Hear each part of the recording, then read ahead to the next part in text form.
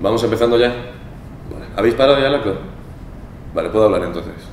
Vale, gracias. Buenos días, damas y caballeros.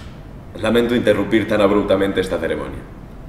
Bueno, en realidad tampoco lo lamento demasiado. Soy el espíritu crítico del teatro musical. Encantado. Todos sabemos que estamos aquí reunidos por una ocasión muy especial. Por una parte, celebramos la consolidación del recorrido de interpretación musical en la RESAD con la promoción de su primera generación de alumnos, y por otra parte celebramos y felicitamos a la gente de Dagol Dagom por sus 40 años de existencia. Bueno, 41 en realidad. Hemos llegado un poquitín tarde. Pero bueno, felicidades allí donde sea que estéis sentados. Por una parte, celebramos la larga trayectoria de unos y por otra la llegada de una futura larga trayectoria de otros. Por lo tanto, es una ocasión alegre dentro del teatro musical español. Sin embargo, ¿qué sería de estas ocasiones llenas de júbilo y expectativa de futuro sin un poquito de sentido de la realidad crítica, verdad? Ahí es donde entro yo, que bien sé que vivo dentro de muchos de los presentes, aunque no se exteriorice muy a menudo. Por lo tanto, teniendo en cuenta que puede que se haya reunido aquí gente responsable dentro de este mundo, o incluso gente que podría hacer que se desarrollase más este género, pero no tiene plena conciencia de sus problemas, creo que es hora de decir que somos una amplia mayoría la que pensamos que habría que recalcar un pequeño detalle que la gente del teatro musical notamos presente en nuestra realidad. A saber, no hay musicales, nadie programa. Si abrís la guía del ocio solo veis que hay programados 5 o 6 y todos espectáculos que haciendo el cálculo vas y te arruinas.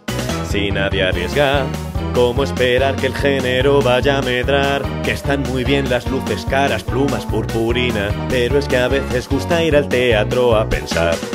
Imaginaos que se estrenara asiduamente un musical original inédito, o imaginaos que fuera corriente el musical en los teatros públicos, y que no hiciera falta que los dirigiera solamente Mario Gas. Y ya ni hablemos de un musical pequeño, si de por sí cuando se estrena un musical es casi fecha histórica. Imagina quién va a apostar por algo que no esté en West End o en Broadway.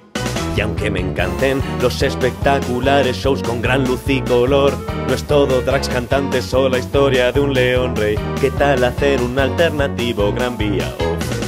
Es una falla que haya solo el show que atraya. Vaya al jazz o al soul o a jamba, al jazz o cats o magos de Oz. Si vas a lo seguro por vender ya no habrá mucho que ofrecer, y aquí pa' ti Lupón será una de la voz.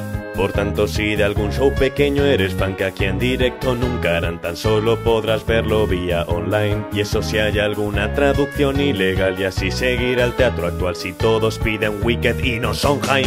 Y entras en éxtasis y un show que aquí nunca se ve, lo ves que lo han sacado en el FNAC en DVD, aunque muy caro. Y en cuanto a teatro hispano, si se encuentra en la sala algún compositor, que busque si hay algún autor, y siguiendo a Dagol Dagom olviden lo hecho ya y escriban algo. Si nos reivindicamos que dentro de este género hay algo de variedad, por la gran producción estará monopolizado, y damos cosas más plurales en musicales. Y llenemos auditorios con un mayor repertorio, que la superproducción no sea la única opción del musical.